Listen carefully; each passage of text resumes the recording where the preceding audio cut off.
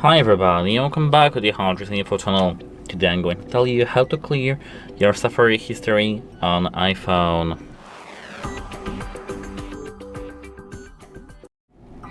For some of us, clearing the browser history is a part of our lives.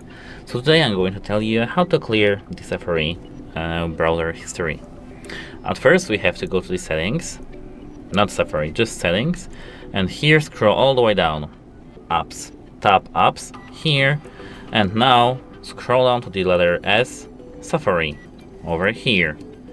Open the Safari browser here, and now scroll all the way down here.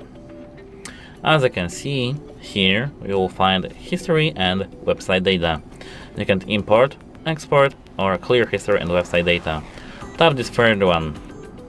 Here, as you can see, we have last hour, today and yesterday, and all history. Select all history, and here additionally you can close all tabs. Tap clear history and data, and now you're safe. That's it, how it helps you, and have a nice day. Goodbye.